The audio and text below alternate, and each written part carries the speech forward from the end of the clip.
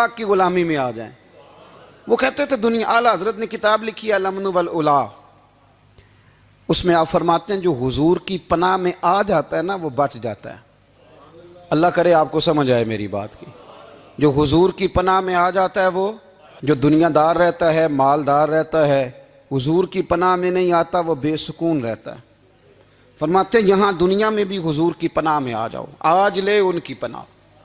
اور آج دلیل آپ نے ابن ماجہ کی حدیث لکھی ہے، حضرت تمیم داری حدیث کے راوی ہیں، اعلیٰ حضرت نے لکھی ہے، فرماتے ہیں جو حضور کی پناہ میں آیا بچ گیا۔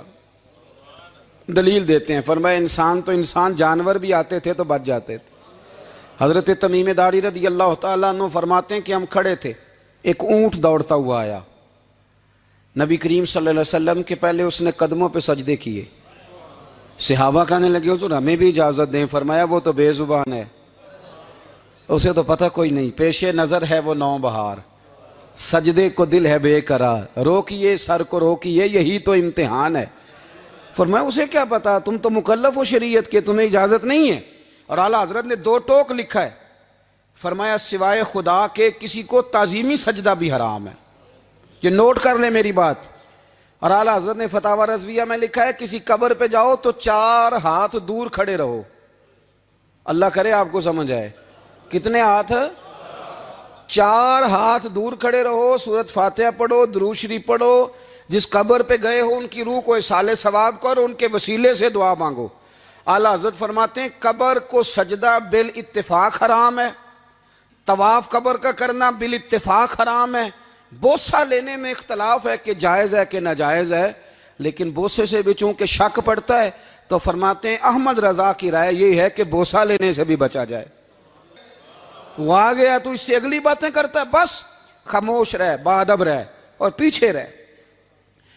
تو حضرت تمیم داری کہتے ہیں یہ حدیث اعلیٰ حضرت نے لکھی ہے الامن والعلا میں، فرماتے ہیں کہ اونٹ نے پہلے سجدہ کیا، قدم چومے، پھر اس نے حضور کے کان میں کوئی بات کہی، روزے دے دوالے نے غلامہ دیاں ٹولیاں، ایک پہ سن دے کروڑاں دیاں بولیاں، یعنی اونٹ نے بات کی تو حضور نے وہ بھی سن لی۔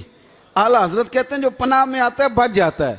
کہتے ہیں رسول کریم نے نا اونٹ کی پشت پہ ہاتھ پھیرا اور اللہ کے محبوب فرمانے لگے فکر نہ کر، اب تو آ گیا ہے نا تو جیسے تو کہے گا ویسے ہی ہو جائے گا، جیسے تو کہے گا ویسے ہی۔ ابن ماجہ میں موجود ہے، پر میں چونکہ فاضل بریلوی رحمۃ اللہ علیہ کی کتاب سے پیش کر رہا ہوں الامن والعلا سے، تو میں اسی انداز میں پیش کر رہا ہوں جس انداز میں وہاں ہے۔ حضرت تمیم داری کہتے ہیں کہ ہماری سمجھ میں بات کوئی نہ آئی، تھوڑی دیر گزری تو کچھ لوگوں نے ہاتھوں میں رسیاں پکڑی ہیں، خنجر پکڑے ہیں، دوڑے آئے، یا رسول اللہ یہ ہمارا اونٹ ہے۔ حضرت تمیم داری کہتے ہیں میں نے دیکھا کہ جب وہ آ گئے نا خنجر لے کے تو اونٹ حضور کے پیچھے چھپ گیا۔ آج لے ان کی پناہ، آج مدد مانگ ان سے، وہ حضور کے پیچھے چھپ گیا۔ تو کہتے ہیں کہ نبی کریم صلی اللہ تعالیٰ علیہ وسلم نے فرمایا کیا مسئلہ ہے بھائی؟ یا رسول اللہ ہمارا اونٹ ہے، ذبح کرنے لگے تھے دوڑ آیا ہے۔ تو حضور فرمانے لگے وہ تو تمہاری شکایت کر رہا ہے۔ وہ کہتا ہے یا رسول اللہ میں نے برسوں ان کی نوکری کی، برسوں میں نے بڑی نوکری کی۔ صحیح کہتا ہے یا رسول اللہ؟ ٹھیک کہتا ہے حضور، اب بوڑھا ہو گیا ہوں، تھوڑا زیادہ بوجھ نہیں اٹھا سکتا تو مجھے ذبح کر کے کھانا چاہتے ہیں، میں مرنا نہیں چاہتا۔ نبی کریم فرمانے لگے اچھے لوگ یہ صلہ دیتے ہیں؟ انہوں نے عرض کی حضور آپ حکم کر دیں، ہم اس کو چھوڑ دیتے ہیں یا رسول اللہ، نہیں ذبح کریں گے، خدمت کریں گے۔ حضور فرمانے لگے نہیں، اب میرے پاس آیا ہے نا، اب میں نے واپس نہیں کرنا، آج ہو گیا ہے، آج لے ان کی پناہ، آج مدد مانگ ان سے، آج ہو گیا یا رسول اللہ پھر رکھ لیں۔ حضور نے فرمایا نہیں بھائی پیسے بتاؤ کتنے؟ یا رسول اللہ نہیں کچھ نہیں۔ نبی کریم علیہ السلام نے فرمایا نہیں، بتاؤ کتنے، بتاؤ کتنے؟ انہوں نے کہا حضور ایک دفعہ ریٹ لگایا تھا تو 100 دینار لگا تھا، حضور نے فرمایا بلال دے دو 100 دینار، 100 دینار دے دیا۔ اعلیٰ حضرت فرماتے ہیں دیکھو ان کی پناہ میں آنے کی برکتیں کتنی ہیں۔ ان سے کہا تم جاؤ، وہ چلے گئے، حضور نے پشت پہ ہاتھ پھیرا، فرمایا جا تو آزاد ہے۔ حضرت تمیم داری کہتے ہیں وہ پہلے گیا پھر پلٹ کے آیا، اس نے نبی پاک کے کان میں کو بات کی، کئی باتیں کی، پر میں ایک بات کرتا ہوں، کئی باتیں کی، ایک بات کی تو حضور رو پڑے، اونٹ چلا گیا، ہم نے عرض کی حضور یہ کیا کہہ گیا ہے؟ تو محبوب فرمانے لگے یہ کہہ گیا یا رسول اللہ جس طرح آپ نے مجھے چھری سے بچایا ہے میں دعا کرتا ہوں اللہ آپ کی امت کو جہنم سے محفوظ فرمائے، اللہ جہنم سے بچائے آپ کی امت کو، اس طرح مجھے چھری سے آپ نے محفوظ کیا۔ اعلیٰ حضرت فرماتے ہیں کن چکروں میں پڑے ہوئے ہو، کن چکروں میں؟ پیسوں کی پناہ لیتے ہو، عہدوں کے پیچھے چھپتے ہو، دولت کے پیچھے چھپتے ہو، تعلقات کے پیچھے چھپتے ہو۔ فرمایا مصیبت آئے گی تو یہ سارے ہٹ جائیں گے، اگر پناہ لینی ہے تو مدینے والے محبوب کی پناہ لو، دروازے رسول پہ آؤ، نبی کریم کی بارگاہ میں جھکو، حضور سے پیار کرو۔ اعلیٰ حضرت فرماتے ہیں محبوب کا ادب کرو، رسول اللہ کی غلامی کرو۔ فرماتے ہیں پھر کہ گلی گلی تباہ، ٹھوکریں سب کی کھائیں کیوں، دل کو جو عقل دے خدا تو تیری گلی سے جائے کیوں۔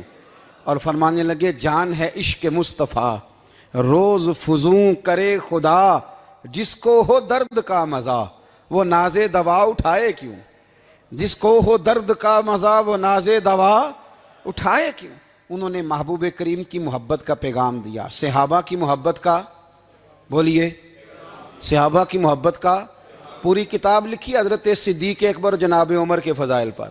اور مزے کی بات یہ ہے کہ اعلیٰ حضرت نے نا اردو شاعروں میں سے کسی کو توفیق نہیں ہوئی حضور کو شہنشاہ کہنے کی، اعلیٰ حضرت نے کہا میرے نبی شہنشاہ ہیں۔ دلیل کیا دی؟ فرمانے لگے پڑھو ترمذی، حضور نے فرمایا میرے 2 وزیر زمینوں میں ہیں 2 آسمانوں میں، زمین کے 2 وزیروں کے نام ابو بکر اور عمر ہیں، آسمان کے 2 وزیر ہیں جبریل اور میکائیل۔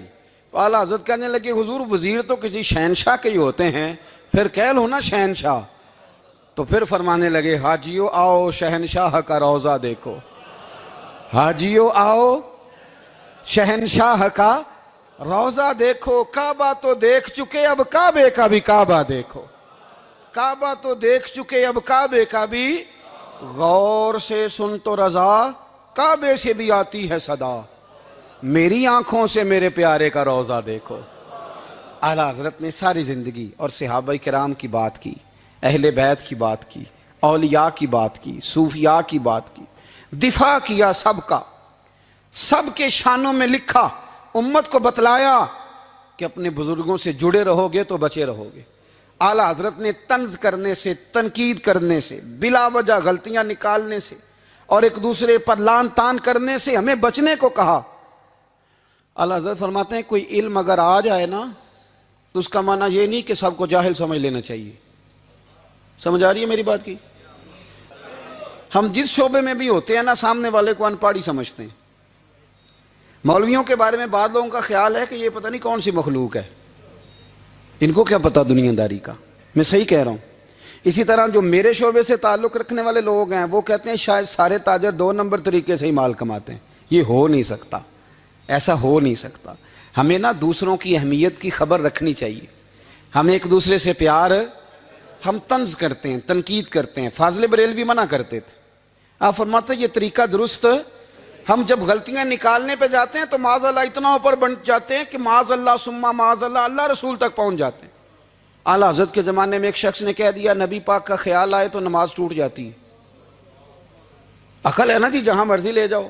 وہ کہنے لگا جی میں نے خالص اللہ کے لیے پڑھنی ہے نا فلسفہ عجیب، نبی پاک کا خیال آئے تو نماز۔ اعلیٰ حضرت فرمانے لگے تو بڑا ہی پاگل ہے، جب تو کہے گا السلام علیکہ ایھا النبی خیال آئے گا کہ نہیں؟ فرمانے لگے تو بڑا ہی نادان ہے، جب تو کہے گا اللہم صلی علی محمد وعلی خیال آیا کہ نہیں آیا؟ فرمانے لگے تو نبی پاک کی بات کرتا ہے، نماز میں تو ابا اماں کا بھی خیال آتا ہے، ربنا اغفر لی ولوالدی۔ فرمانے لگے ربے کے خیال سے نہیں ٹوٹتی تو مدینے والے کے خیال سے کیسے ٹوٹ گئی؟ فرمانے لگے بڑا ہی بیوقوف ہے تو۔ اعلیٰ حضرت فرمانے لگے تو کہتا ہے حضور کا خیال آئے تو ٹوٹ جاتی ہے۔ فرمانے لگے جب تک حضور کا خیال آئے نہ نماز ہوتی نہیں، جب تک حضور کا خیال نہ آئے نماز ہوتی نہیں، سوال ہی نہیں پیدا ہوتا۔ لوگوں نے کہا جناب وہ کس طرح؟ تو اعلیٰ حضرت فرمانے لگے اللہ نے کہا قرآن میں واقعی الصلاۃ نماز پڑھو، یہ نہیں بتایا کتنی پڑھنی ہے، اور یہ بھی نہیں بتایا فجر کی کتنی پڑھنی ہے، یہ بھی نہیں بتایا ظہر کی، یہ بھی نہیں بتایا قیام کیسے کرنا ہے، ہمیں یہ بھی نہیں بتایا رکوع کیسے کرنا ہے۔ ہمیں پتہ کیسے پتہ چلا؟ جب صحابہ نے کہا نا رب کہتا ہے نماز پڑھیں تو کیسے پڑھیں، تو حضور فرمانے لگے سلو کما رأیتمونی اصلی، نماز اس طرح پڑھو کرو جس طرح مجھے پڑھتے ہوئے دیکھتے ہو۔ تو کہا یہ تو کیسی عجیب بات کر رہا ہے کہ نبی کریم صلی اللہ علیہ وسلم کا خیال آئے۔ اور پھر بڑی مزیدار بات، ایک شخص نے اعلیٰ حضرت سے آ کے نا، اس زمانے میں نا ایک آریہ مذہب ہوتا تھا، اب اللہ کا شکر ہے وہ کوئی نہیں، اب ویسے جو بڑے نئے نئے مذہب نکل آئے ہیں، جو آدمی جتنا پڑھ جاتا ہے معاذ اللہ وہ ایک نئی بات ہی شروع کر دیتا ہے، اور جو انوکھی بات کرے اس کے پیچھے رش بھی زیادہ ہو جاتا ہے، سٹائل ذرا ہٹ کے ہو نا جی تو ذرا ماحول جلدی بن جاتا ہے۔ تو وہ آریہ مذہب تھا، تو وہ ایک آریہ آ گیا اعلیٰ حضرت کے پاس، آ کے کہنے لگا کہ فرض کی اہمیت زیادہ ہے کہ سنت کی؟ تو اعلیٰ حضرت فرمانے لگے بھئی اہمیت تو فرض کی زیادہ ہے۔ تو کہنے لگے آپ کا وضو تو پھر سنت سے شروع ہوتا ہے، وضو میں پہلا فرض ہے منہ دھونا، اور آپ سب سے پہلے ہاتھ دھوتے ہیں، یہ بھی سنت، ناک میں پانی ڈالنا یہ بھی، کلی کرنا یہ بھی۔ میری بات کی سمجھ آ رہی ہے؟ اس نے کہا یہ آپ عجیب لوگ ہیں، فرض اگر بڑا ہے تو پہلے فرض ہونا چاہیے تھا۔ سمجھ آ رہی ہے میری بات کی؟ لوگ دین پر بڑے بڑے مختلف اعتراضات کرتے ہیں نا، اس نے کہا جی پہلے ہونا چاہیے تھا فرض، تو منہ دھونا فرض ہے، آپ نے گھٹنوں تک ہاتھ دھوئے، اب یہ جو آپ نے ہاتھ دھو یہ بھی سنت، کلی کری تو وہ بھی سنت، ناک میں پانی ڈالا تو وہ بھی سنت، تو آپ تو چوتھے نمبر پہ فرض ادا کر رہے۔ تو اعلیٰ حضرت فرمانے لگے تم اصل میں محبوب کا غلام نہیں نا، ہاں تجھے کیا پتا ہو یہ بات کیا ہے، تو بیٹھ جا ہم سے سن، ہم تجھے بتاتے ہیں۔ اس نے کہا جی کیا مطلب؟ فرمانے لگے یہ محبوب جو ہے نا ہمارے، یہ ہمیں بڑی جگہوں سے بچاتے ہیں، یہ بچا بچا کے فرائض تک لے جاتے ہیں۔ کیا کیا مطلب؟ کہنے لگے حضور نے ہمیں کہا ہے کہ پہلے نا ہاتھ دھو لو، پتہ چل جائے پانی زیادہ گرم تو نہیں، منہ جالی نہ جائے، پہلے نا دیکھ لو۔ فرمایا پھر ناک میں ڈال کے پتہ کرا لو کہ اس میں سے بدبو تو نہیں آتی، سنت بھی ادا ہو گئی، پتہ بھی چل گیا بو تو نہیں آ رہی۔ اور فرمایا پھر منہ میں ڈال کے چکھ لو کہ بد ذائقہ تو نہیں۔ اب یہ 3 سنتیں ادا کر کے تم فرض ادا کرو گے تو اللہ بھی راضی ہوگا، اللہ کے رسول بھی راضی ہوں گے۔ کوڑا تخت دنیا دا باہو، فکر سچی بادشاہی ہو،